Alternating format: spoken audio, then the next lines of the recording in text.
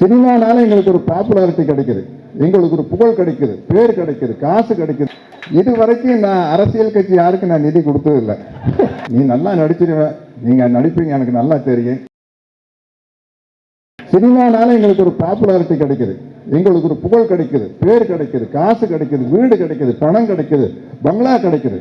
ஆனா எல்லாத்தையும் வாங்கி வச்சுக்கிட்டு சமூகத்துக்காக எங்களுடைய பாப்புலாரிட்டி பயன்படலன்னா அந்த பாப்புலாரிட்டி இருந்து பிரயோஜனமே கிடையாது.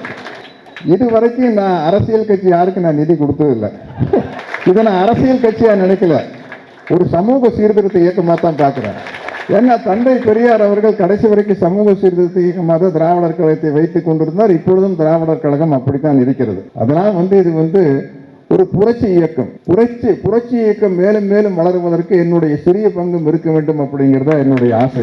இங்க தந்தை பெரியாரா நடிச்ச படத்தினுடைய காட்சிகளை எல்லாம் போட்டு காட்டும் போது எனக்கு அப்படியே ஒரு பிளாஷ்பேக் ஞாபகம் வந்து, கிட்டத்தட்ட 2008னா 18 வருஷத்துக்கு முன்னாடி நடித்தேன். 18 வருஷத்துக்கு முன்னாடினா இப்போ எனக்கு 71 வயசு. நான் தந்தை பெரியாரா நடிக்கல, எனக்கு 50 வயசு தான். இது என்ன சிக்கல்னா, அப்ப தந்தை பெரியாருடைய கிளிப்பிங்ஸ் எதுவுமே இல்லை. நான் ஆசிரியர் வீரமணி ஐயா கிட்ட கேட்கிறேன், ஐயா பெரியாரை நான் பார்த்ததும் இல்லை, நான் பெரியாரா நடிக்கணும். ஒரே ஒரு ஈஸியான விஷயம் எனக்கு என்னன்னா, அவரு கொங்கு தமிழ் பேசியிருக்காரு, நானும் கொங்கு தமிழ் பேசி நடிக்கிறது எனக்கு சுலபமா இருக்குது.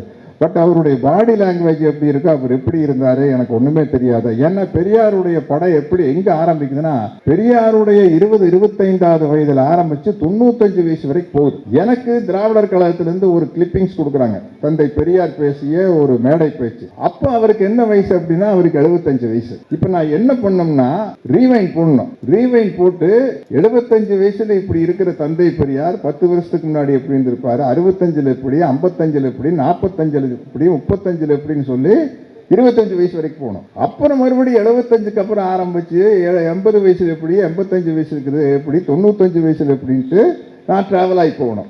இதுதான் எனக்கு இருந்த மிகப்பெரிய சிக்கல். பார்க்காத தலைவர்களை பற்றி நடிக்கிறது ஒரு வகையில சுலபம். உதாரணத்துக்கு மாபெரும் வீரர் திப்பு சுல்தானுடைய வரலாற்று படமா எடுக்கிறோம்னு வச்சுக்கோங்களேன், யாரும் பார்த்ததில்லை, அவருடைய வரலாறு மட்டும்தான் தெரியும். நம்ம நடிக்கிற நடிகர் என்ன நடிக்கிறாரோ அதுதான் மாவீரன் திப்பு சுல்தான் அவர்கள். ஆனா பெரியாரோடு வாழ்ந்த ஆசிரியர் வீரமணி ஐயா இருக்காரு, அப்ப கலைஞர் இருக்காரு, பேராசிரியர் அன்பழகன் உட்பட ஆயிரக்கணக்கான, லட்சக்கணக்கான, கோடிக்கணக்கான தொண்டர்கள் உலகம் பூரா இருக்கிறாங்க. தந்தை பெரியாரை பார்த்தவங்க. இப்ப அவங்க கிட்ட நான் ஒரு பாஸ் மார்க் வாங்கணும். அப்ப நான் கலைஞர் அவர்களை முதலமைச்சர் இருக்காங்க, கலைஞர்கிட்ட போய் ஐயா இப்படி நான் தந்தை பெரியாரா நடிக்கிறேன் அப்படின்னா, அவர் என்ன சத்தின்னு கூப்பிடுவாரு. சத்தி, உனக்கு அவர் வேடம் பொருந்தி வருமானு எனக்கு சந்தேகமா இருக்குது அப்படின்னாரு. உடனே ஏற்கனவே பெரியார் கெட்டப் எல்லாம் போட்டு போட்டோ எடுத்தோம். அதை காட்டின கலைஞர்கிட்ட, யாரு நீயா, அப்படியே ஐயா மாதிரி இருக்குத, ரொம்ப அற்புதமா இருக்குது, நீ நல்லா நடிச்சிருவேன், நீங்க நடிப்பீங்க எனக்கு நல்லா தெரியும், ஒசரம் தான் கொஞ்சம் கூட, அது கேமரா கோணத்துல சரி பண்ணிக்கலான்னு. அவரு சினிமா எத்தனையோ படங்களுக்கு வசனம் எழுதுவது தானே. அப்புறம் ஐயா எப்படி பேசுவாருன்னு தெரியுமா அப்படின்னாரு. இல்லையா, ஒரே ஒரு கிளிப்பிங் தான் கொடுத்தாங்க பெரியார் திடலேருந்து, 75 வயசுல ஒரு மீட்டிங் பேசுவாரு, அதுலேயும் கூட அந்த சவுண்ட் எல்லாம் சரியா வரல அப்படின்னா, நான் நடிச்சு காட்டுறேன்னு எனக்கு நடிச்சு காட்டுறாரு. கலைஞர் அவர்கள் 1967 திராவிட முன்னேற்ற கழகம் ஆட்சியில எலெக்ஷன்ல ஜெயிச்சு எல்லாரும் எங்க நினைச்சாங்கன்னா, அண்ணா, கலைஞர், நாவலர், பேராசிரியர் எல்லாம் ஒரு காரில் உட்கார்ந்தாச்சு. உட்கார்ந்தோடனே எல்லாரும் என்ன நினைக்கிறாங்களா, அந்த கார் எங்கேயாவது கவர்னர் மாளிகைக்கு போகும், இல்லை அந்த அப்போ கூட்டணியில் ராஜாஜி இருக்கிறாரு, ராஜாஜி வீட்டுக்கு அந்த கார் போகும் அப்படின்னா, அந்த கார் நேராக எங்க போகுது, திருச்சிக்கு போகுது, தந்தை பெரியாருடைய மாளிகைக்கு போகுது அந்த கார். இத்தனைக்கு தந்தை பெரியார் அவர்கள் திமுகவுக்கு எதிராக பிரச்சாரம் பண்ணியிருக்காரு. அப்போ போய் பார்த்தப்போ பெரியார் எப்படி பேசினார் அப்படின்னு கலைஞர் எனக்கு சொல்லி காட்டினாரு. சந்தோஷம், ரொம்ப சந்தோஷங்க. இத்தனை வருஷமா நான் உங்களுக்கு எதிராகவும் காங்கிரஸுக்கு ஆதரவாகவும் பேசுனது எல்லாம் மனசில் வச்சுக்காம நீங்க இங்க என்னை பார்க்க வந்ததுல ரொம்ப சந்தோஷங்க அப்படின்னு கலைஞர் எனக்கு நடிச்சு காட்டுறாரு. ஸோ இந்த பெரியார் படத்துக்கு எனக்கு நடிப்பு சொல்லி கொடுத்தவங்க இந்த மாதிரி பெரிய பெரிய ஆட்கள். அதுக்கப்புறம் கடைசி காட்சியில நீங்க அந்த படத்துல பார்த்துருப்பீங்க. கடைசி காட்சியில நடிக்கும்போது தந்தை பெரியார் அவர்களுக்கு அந்த சிறுநீரக பிரச்சனை இருக்குது. அவர் அப்பப்போ மேடையில் உட்கார்ந்துட்டு பேசுவார், லுங்கி கட்டிட்டு உட்காந்துட்டு பேசுவார். பக்கத்தில் அவர் செல்லமாக வளர்க்குற ஒரு நாய் ஒன்று இருக்கும். அப்போ அவருக்கு பயங்கரமாக வயிற்று வலி துடிப்பார். எனக்கு அது எந்த மாதிரி வயிற்று வலி, அதுக்கு அவர் எப்படி துடிச்சாரு அப்படிங்கிறதெல்லாம் எனக்கு தெரியாது. சரி, அந்த ஷாட்டுக்கு போகிறதுக்கு முன்னாடி ஆசிரியர் வீரமணி ஐயா கிட்ட ஐயாவுக்கு வயிற்று வலி வரும்போது அவர் அவர்கிட்ட போய் எப்படி நடிச்சு காட்டுச்சோம். ஐயாவுக்கு வயிற்று வலி வரும்போது அவர் எப்படிங்க துடிப்பாரு, எப்படி கஷ்டப்படுவாருங்க அப்படின்னு கேட்குறேன். ஆசிரியர் வீரமணி ஐயா அதை அப்படியே நடிச்சு காட்டி அழுதுட்டார். அதை நடிச்சு காட்ட ஆசிரியர் வீரமணி அவர்கள் வந்து அழுதுட்டாங்க. அதை பார்த்து நாங்கள் எல்லாரும் சுற்றி இருக்கிறவங்க எல்லாம் கண் கலங்கி அதுக்கப்புறம் போய் தான் நடித்தோம். ஒவ்வொரு வசனமும் இப்போ நீங்கள் பெரியார் படத்தில் பார்த்துருப்பீங்க. அத்தனை வசனமுமே தந்தை பெரியாரால் பேசப்பட்ட வசனங்கள் தான். அங்கே காமராஜரை சந்திக்கிற ஒரு காட்சி இருக்கும். அப்போ பெரியார் வந்தோடனே காமராஜருடைய நண்பர் இருப்பார், வரதராஜ முதலியார். பெரியார் வந்து காமராஜ் என்ன சொல்றாருங்க அப்படின்னு கேட்பாரு. இவர் சொல்லுவாரு, அது ஒண்ணுமில்லை. பெரியார் வந்து காமராஜரை முதலமைச்சராக சொல்றாரு. இல்லைங்க, அவர் முதலமைச்சராக தயங்குறாரு. என்னங்க தயக்கம் அப்படிங்கிறாரு. இல்லைங்க, அவருக்கு எழுத படிக்க தெரியாதாமா, நான் எப்படி முதலமைச்சராக இருக்குன்னு காமராஜர் தயங்குறாரு அப்படின்னு. பெரியார் பதில், படிக்க தெரிஞ்சவனுக்கு படிக்க தெரியாதவனுக்கு என்னங்க வித்தியாசம்? படிச்சவனுக்கு படிச்ச புத்தி மட்டும்தான் இருக்கு, படிக்காதவனுக்கு தான் சொந்த புத்தி ஜாஸ்தியா இருக்கு. இப்படி ஒவ்வொரு வசனமும் சொல்லிக்கிட்டே போகலாம். இப்போ இந்த செருப்பு வீசுவாங்களே பெரியார் மேலே, அது அந்த காட்சி தான். அவர் சிக்கனத்துக்கு பேர் போனவர் பெரியார். சைக்கிள் ரிக்ஷாவில் தொண்டர்கள் எல்லாம் அவர் ஏற்றி ரயில்வே ஸ்டேஷனுக்கோ எங்கேயோ அனுப்பிச்சி விட்டுறாங்க. போகிற வழியில் தான் ஒரு ஆள் ஒழிஞ்சு நின்று செருப்பு வீசிடுறாரு. ஏண்டா நீ எங்கள் மரத்துக்கு எதிராடாவை பேசுகிற, கடவுள் இல்லைன்னா பேசுன்னு சொல்லி செருப்பு வீசினோன்னா ஒரு செருப்பு வந்து பெரியார் தலையில் விழுந்துருச்சு.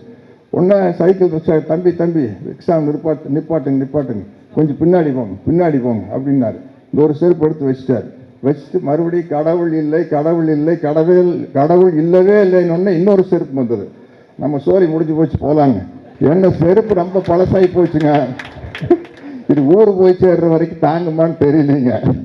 புது செருப்பு வாங்குறதுக்கு என்னடா பண்ணுறேன்னு யோசிச்சுட்டு இருந்தேன். 2 புது செருப்பு கிடச்சி போச்சுங்க. அவ்வளோதானுங்க, நம்ம வேலை முடிஞ்சதுங்க, நம்ம ரயில்வே ஸ்டேஷனுக்கு போயிடலாங்க. அந்த மாதிரி அவர் எதையுமே வந்து கவலைப்படாத ஒரு ஆள். இப்போ கூட எனக்கு ஒரு வாட்ஸ்அப்பில் ஒரு தகவல் வந்தது பாருங்க.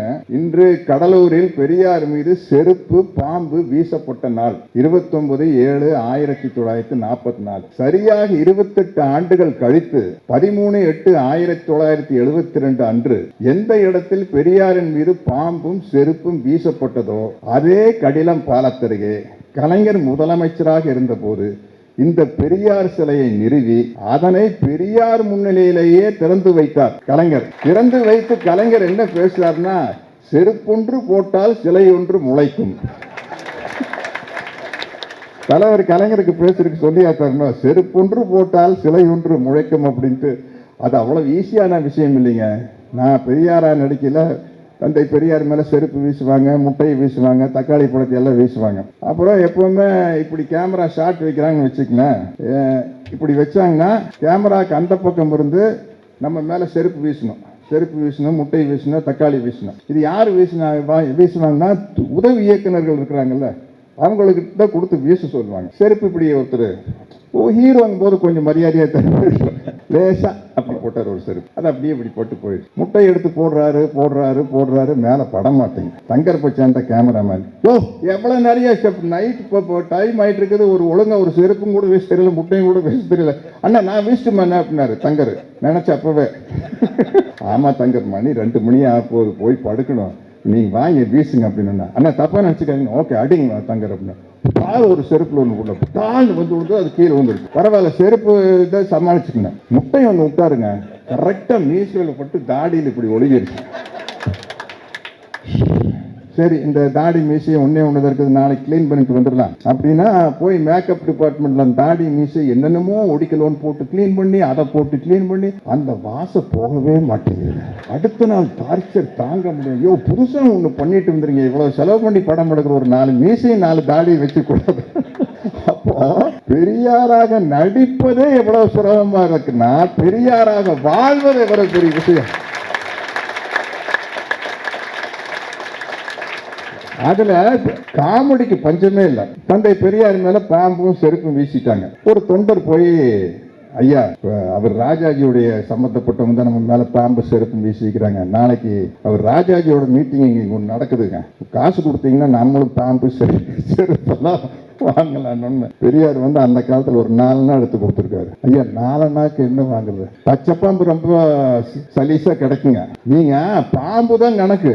நீங்க காஸ்ட்லியான பாம்பு வாங்குறீங்க. பச்சை பாம்பு வாங்கினீங்கன்னு வச்சுக்க மார்க்கெட்ல 4 நாளுக்கு ஒரு 4-5 பாம்பு கிடைக்குங்க. கொண்டு போய் விட்டுருங்க. நம்மளுக்கு பாம்புனா தான் பயந்துக்கு வேணுங்களே, அதுக்கு ஒத்துனா சாக மாட்டோமான்னு யாருக்கு தெரியும்? இப்படிப்பட்ட காமெடிகள் வேற நிறைய நடந்திருக்கு. அண்ணாதுரை கிட்ட இங்கே சென்னையிலேருந்து கோயம்புத்தூர் போகிறதுக்கு நேராக ட்ரெயின் டிக்கெட் வாங்குறத விட ஈரோட்டில் போய் இறங்கி மறுபடியும் டிக்கெட் வாங்கினா 10 பைசாவோ 15 பைசாவோ கம்மி. அண்ணாதுரை நீங்கள் ஈரோடு வரைக்கும் வாங்கிட்டுங்க, மறுபடியும் கோயம்புத்தூர் தனியாக வாங்கிங்க அப்படின்பாரு. இப்படியெல்லாம் அந்த கழகத்தை வளர்த்தவர். காமராஜர் முதலமைச்சராக இருக்கும்போது அந்த நிகழ்ச்சிக்கு காமராஜருக்கு முன்னாடியே இவர் போயிடுவார். அப்போ ஒருத்தர் குழந்தையை கொண்டு வந்து பேர் வைக்க சொல்லுவாங்க. ஏனுங்க நல்ல பேர் வைக்கணுமா சுமாரான பேர் வைக்கணுமா? ஏனுங்க நல்ல பேர் வைக்கணும்னா 8 நாள் வேணுங்க, சுமாரான பேர்னா 4 நாள் வேணுங்க. என்ன அது கட்சிக்கு அப்படியெல்லாம் நிதி சேர்க்கிறாரு. ஐயா நல்ல பேரே வைங்கண்ணா, வெய்யங்கய்யா இந்தாங்கய்யா அப்படின்னு 8 நாள் கொடுத்தோம்னா காமராசு அப்படின்னு பேர் வைப்பார். இப்படி பெரியார் படத்தினுடைய நினைவுகளை நம்ம நிறைய சொல்லிக்கிட்டே போகலாம். எனக்கு இந்த பெரியார் விருது இந்த எஸ்டிபி கட்சியில் கொடுக்கறது வந்து அவ்வளோ மகிழ்ச்சி. கலைஞர் அவர்கள் ஏற்கனவே அரசு சார்பில் எனக்கு பெரியார் விருதை கலைஞர் அவர்கள் கொடுத்துருக்காங்க. என்னுடைய மிகப்பெரிய விருதே வந்து பெரியார் படம் அந்த ஃபர்ஸ்ட் காப்பின்னு சொல்லுவோம். சினிமாவில் ஃபர்ஸ்ட் காப்பி ரெடியானோடனே 4 ஃப்ரேம்ஸ்னு ஒரு தியேட்டரில் அந்த ஃபர்ஸ்ட் காப்பி பார்க்குறாங்க. கலைஞர் இருக்காரு, ஆசிரியர் வீரமணி இருக்காங்க, எல்லாம் உட்காந்துறாங்க. படம் முடிஞ்சு ஒரு 10 நிமிஷம் 2 பேர் எந்திரிக்கல. என்னடா படம் முடிஞ்சாச்சு வெளியே வரலன்னு நான் வெளியே நின்றுருக்கேன். போய் பார்த்தா 2 பேர் கண்ணிலேயே கடன்னு தண்ணீர். இதுதான் எனக்கு கிடைத்த மிகப்பெரிய விருதாக நான் கருதுகிறேன். இந்த விருது வழங்கிய எஸ்டிபிஐ கட்சியின் பழனி பாபாக்களுக்கு என்னுடைய மனமார்ந்த நன்றியையும் வணக்கத்தையும் தெரிவித்துக் கொள்கிறேன்.